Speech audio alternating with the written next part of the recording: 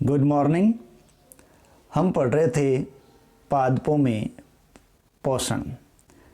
तो देखिए, पहले पार्ट के अंदर हमने पढ़ा है कि हरे पादप पृथ्वी पर ऐसे जीव हैं जो अपना भोजन स्वयं बनाते हैं और स्वपोषी कहलाते हैं, और बाकी जो प्राणी हैं वो प्रत्यक्ष अप्रत्यक्ष रूप से पादपों या पादपों द्वारा बनाए गए भोजन या फिर पादपों को खाने वाले जीवों पर, प्राणियों पर निर्भर रहते हैं। तो क्लोरोफिल युक्त पादप हैं वो भोजन बना सकते हैं। तो पादपों में इस पोषण की अन्य विधियां कौन कौन सी है?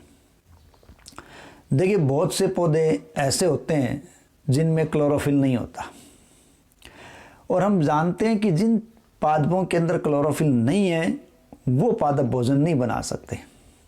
ठीक है, वो भोजन संश्लेषित नहीं कर सकते, तो फिर वो जीवित कैसे रहेंगे, कैसे वो पोषक प्राप्त करेंगे?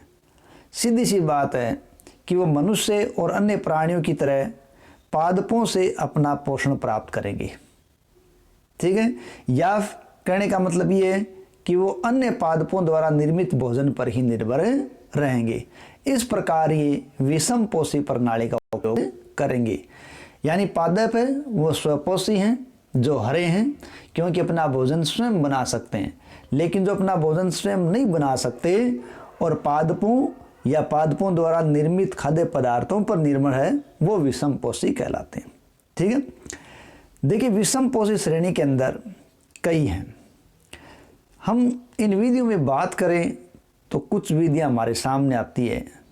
परपोषी, ठीक है, इसके अलावा कीटभक्षी, मृतजीवी, सहजीवी, ये कुछ ऐसी विधियां हैं जिनके द्वारा जीव भोजन प्राप्त करता है। अपन सीधी सी बात देखें तो कई पौधों के ऊपर हम एक पीले रंग की संरचना देखते हैं जो रस्सी की तरह होती है। तो ये पीले रंग की संरचना जो रस्सी की तरह उनके ऊपर लिपटी रहती है, वो दरअसल अमरबेल है। अमरबेल के अंदर क्या कि क्लोरोफिल नहीं होता, यानी पर्णहरित नहीं होता। इस कारण वो अपना भोजन नहीं बना पाते, और ये उस पादप से भोजन प्राप्त करते हैं जिस पादप पर ये चढ़े होते हैं या जिस पर ये आरोहित होते हैं। जिस पादप पर ये आरोहित होते हैं वह पादप परपोषी कहलाता है। ठीक है, क्या करेगा? ये परपोषी से भोजन प्राप्त करेगा। ठीक है, तो अब परपोषी से भोजन प्राप्त करेगा तो इसका मतलब ये परपोषी को अमूल्य पोषकों से वंचित करेगा, क्योंकि परपोषी के अंदर जो भोजन है, जो पोषक है, उनको अमरबेल जब इस्तेमाल करेगा तो परपोषी क्या होगा? उन पोषकों से वंचित हो जाएगा। तो ऐसे जीव परजीवी कहलाएंगे। ठीक है, यानी जो दूसरे जीवों से भोजन चूसते हैं, उनका भोजन प्राप्त करते हैं, वो कहलाते हैं परजीवी। ठीक है, और खाली पौधे ही परजीवी के रूप में काम करें ऐसा नहीं है। ठीक है, देखिए, जंतु है वो भी किस रूप में काम कर सकते हैं? वो भी इसी रूप में काम कर सकते हैं। ठीक है, देखिए, हम अपने ऊपर देखें तो हमारा रक्त चूसने वाले ये मच्छर, खटमल, जूं, जोंक, ये जीव हैं। ये जीव भी क्या करते हैं? ये परजीवी की तरह काम करते हैं। क्यों? क्योंकि परजीवी हैं ये। ठीक है, अब ये तो हो गए परजीवी, यानी ऐसे जीव जो दूसरे जीवों से अपना भोजन प्राप्त करते हैं और उनको पोषकों से वंचित करते हैं। जैसे हमने अमरबेल का एग्जाम्पल ले लिया। इसके अलावा मच्छर, खटमल, जूं, जोंक, ये भी परजीवी हैं जो दूसरों का खून चूसते हैं या उनसे पोषण प्राप्त करते हैं। दूसरे पौधे जिनके बारे में बात कर रहे हैं वो है कीटभक्षी। कौन सा है? कीटभक्षी। देखिए, कीटभक्षी पौधे, कुछ पौधे ऐसे होते हैं जिनमें घड़े जैसी संरचना पाई जाती है। ठीक है, अब जो घड़े जैसी संरचना पाई जाती है, दरअसल वो संरचना है, वो पत्ती का रूपांतरण है। यानी कुछ पौधों की पत्तियां हैं वो घड़े की संरचना में रूपांतरित हो जाती है। जैसे ये देखिए, अपने को यहाँ घड़े की संरचना दिखाई दे रही है। अब उस पत्ती का जो अग्र भाग है, बिल्कुल आगे वाला भाग, शीर्ष भाग, वो ढक्कन की तरह काम करता है। ठीक है। तो पत्ती है वो किस में रूपांतरित हो जाती है, वो घड़े की सी संरचना या घट की संरचना में रूपांतरित हो जाती है। और इनके अंदर क्या होता है, इनके अंदर वास्तव में अंदर की ओर अनेक रोम होते हैं जो नीचे की ओर झुके रहते हैं या नीचे की ओर लुढ़ के रहते हैं, ठीक है, अधोमुखी रोम होते हैं।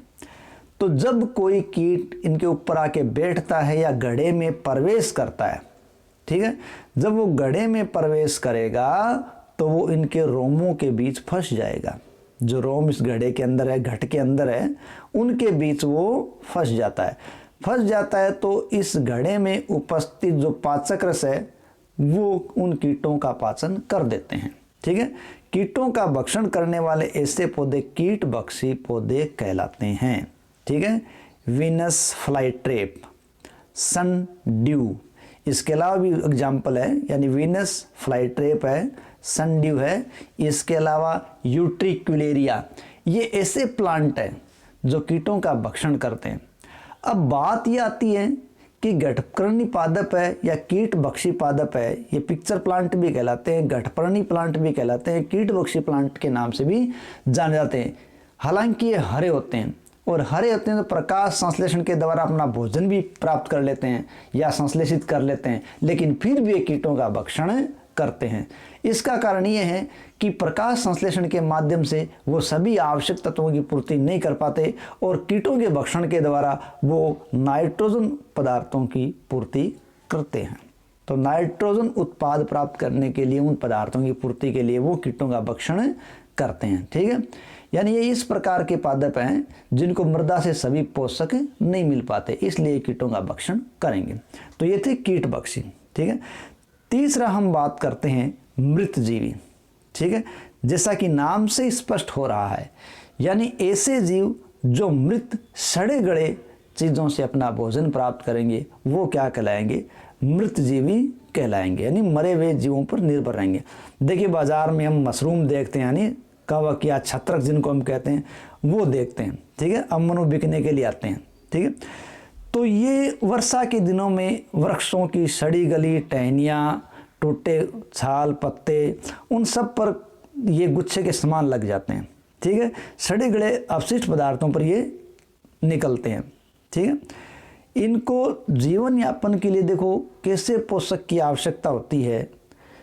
ये मृत या जो अपघटित हो सकते हैं ऐसे पदार्थों के भोजन की या पोषण की इनको आवश्यकता होती है, इसलिए ये ऐसे ही पदार्थों पर लगते हैं, ठीक है।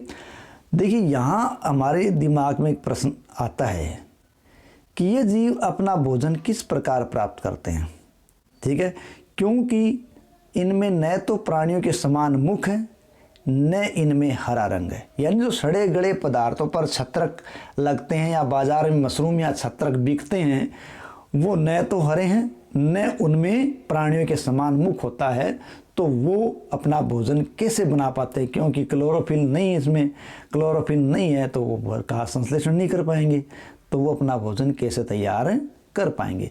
देखो इसके लिए भी क्या है, प्रकृति ने कुछ व्यवस्था की है, ठीक है।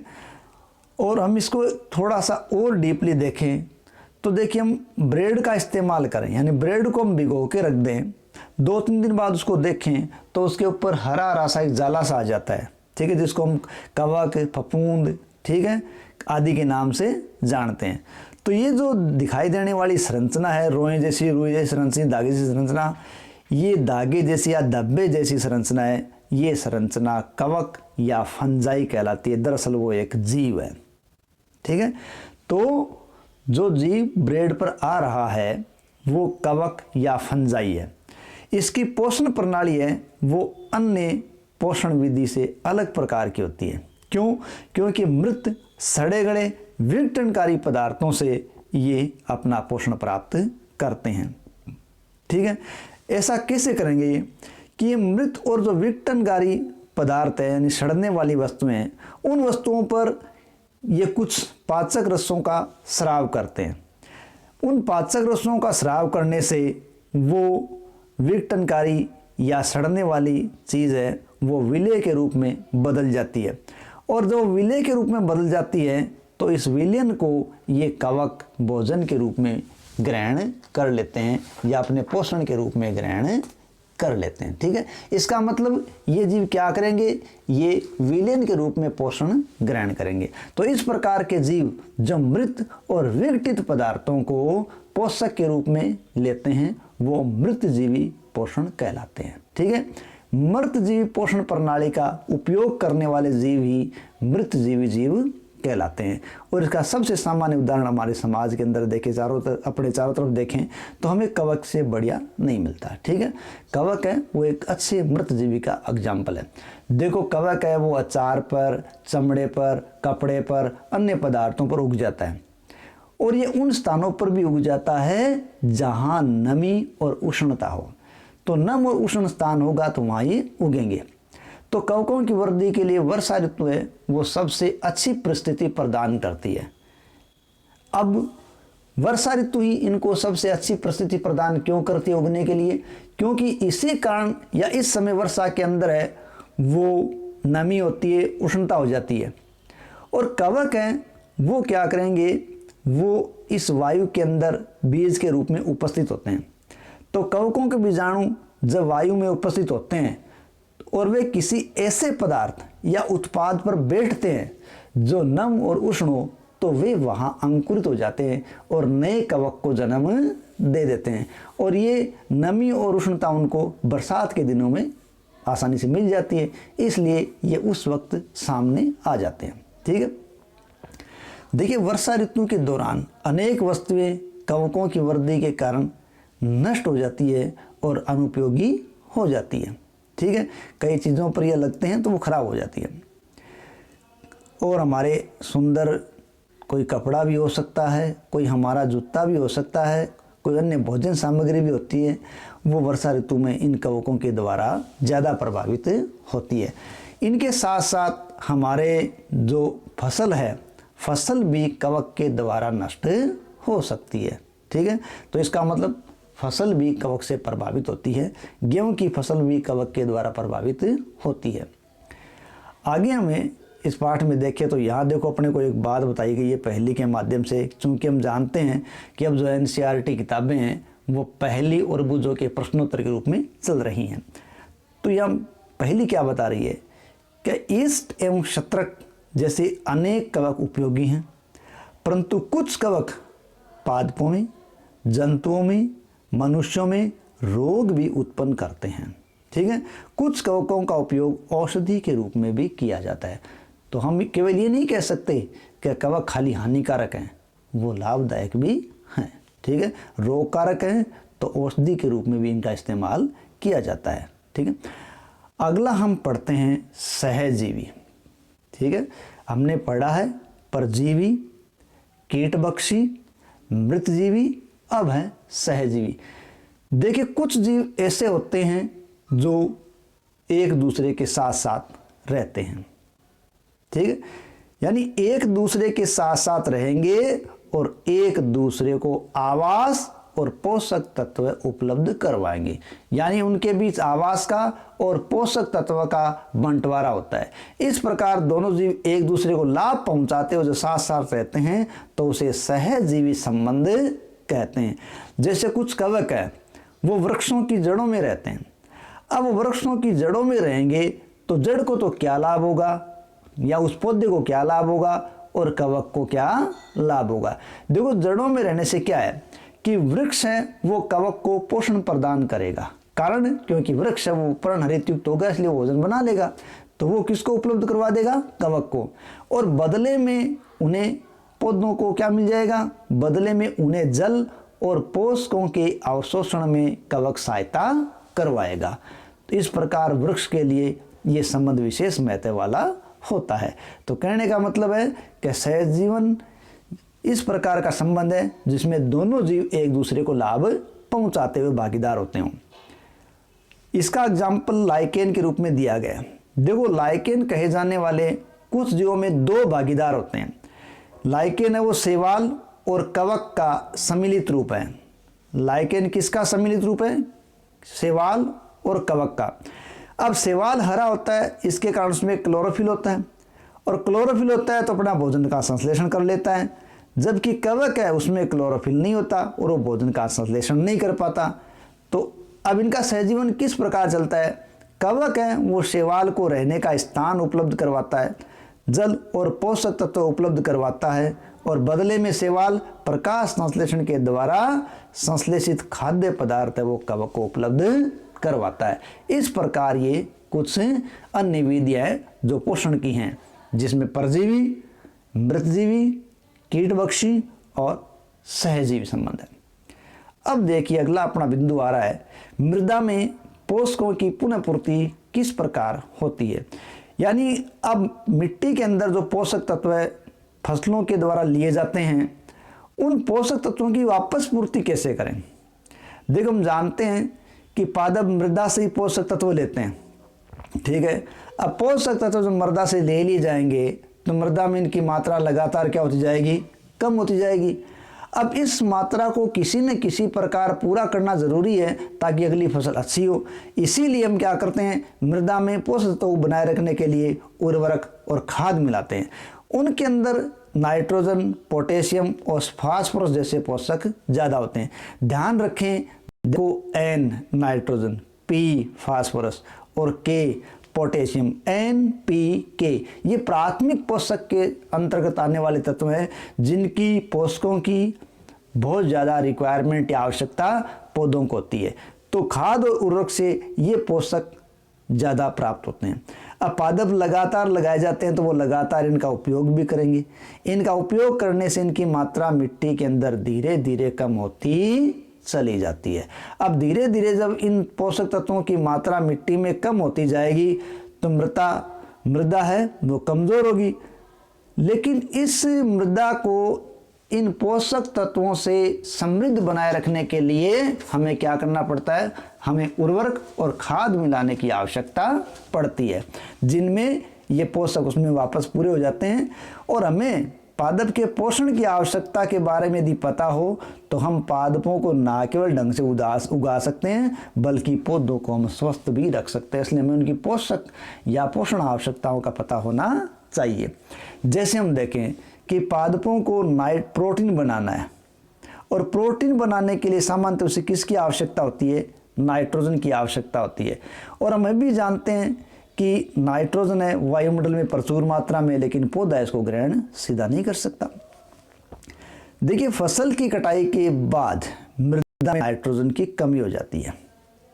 फसल तैयार हो गई, उसको हमने काट लिया, मृदा में नाइट्रोजन कम हो गई। क्यों कम हो गई? क्योंकि फसल ने उसको इस्तेमाल कर लिया। और वायुमंडल में ये प्रचुर मात्रा में, लेकिन ये गैसीय रूप में है। ध्यान रखिए, गैसीय रूप में नाइट्रोजन पौधा इस्तेमाल नहीं कर पाता।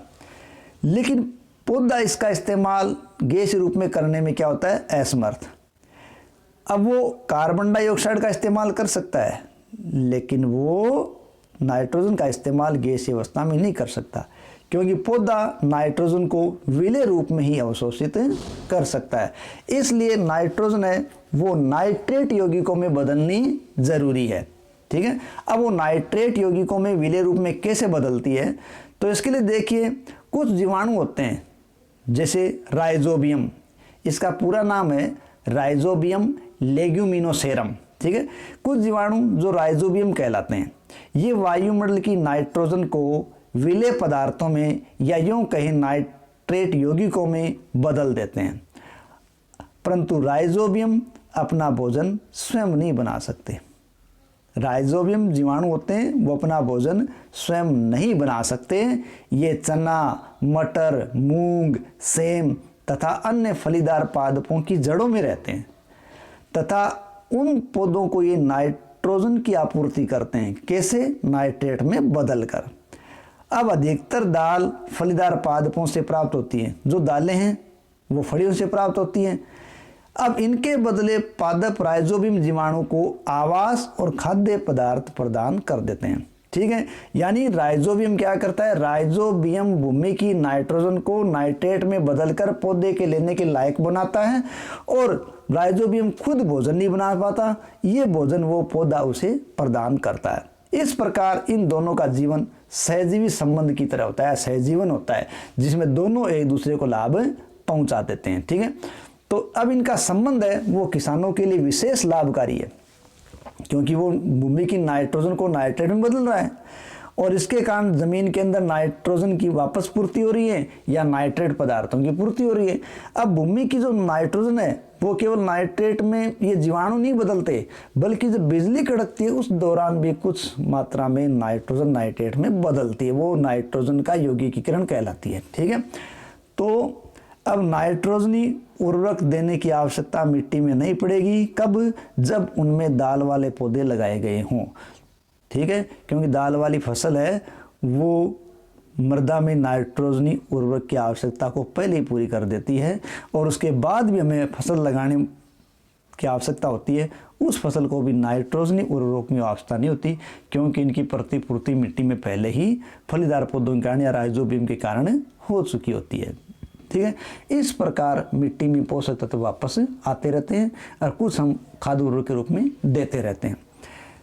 देखिए, अधिकतर पादप है वो क्या होते हैं? स्वपोषी होते हैं, जो अपना भोजन खुद बनाते हैं। किसके कारण? क्लोरोफिल के कारण। लेकिन बहुत ही कम पादप अन्य पोषण प्रणाली अपनाते हैं, जैसे कुछ परजीवी होते हैं तो कुछ मृतजीवी होते हैं। जैसे परजीवी के रूप में हम बात करें अमरबेल की, जूं खटमल की। मृतजीवी के रूप में हम बात करें तो कवक की। परजीवी एवं मृतजीव दूसरे पादपों से पोषण प्राप्त करते हैं। ठीक है, सभी प्राणी अपने भोजन के लिए पादप तथा अन्य प्राणियों पर निर्भर रहते हैं। अतः ये सभी प्राणी क्या कहलाते हैं? विषमपोषी कहलाते हैं। जो पादपों पर अन्य प्राणियों पर भोजन के लिए डिपेंड रहेंगे वो विषमपोषी कहलाएंगे। यहाँ देखिए, ये प्रश्न हमसे कर रहा है, क्या हम कह सकते हैं कि कीटभक्षी पौधे आंशिक विषमपोषी? बिल्कुल, ये बात हम कह सकते हैं। कीटभक्षी पौधे देखिए हरे रंग के होते हैं। हरे रंग के होने के कारण वो अपना भोजन स्वयं संश्लेषित कर सकते हैं, लेकिन उनमें नाइट्रोजनी पदार्थों की पूर्ति नहीं हो पाती, इसलिए वो साथ ही साथ कीटों का भी भक्षण करते हैं। इस प्रकार कीटभक्षी पौधे आंशिक विषमपोषी होते हैं। धन्यवाद।